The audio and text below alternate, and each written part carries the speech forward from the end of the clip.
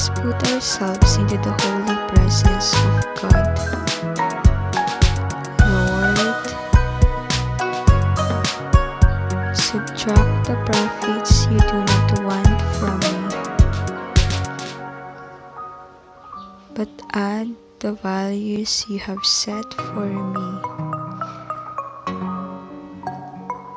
Divide the dividends I possess accordingly,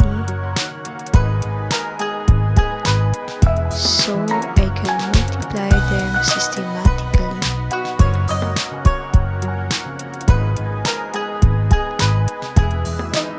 Life is indeed your favorite mathematical problem. Perfect to your eternal computation,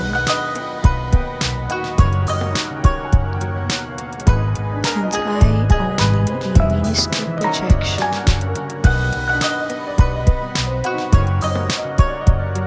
Give thanks and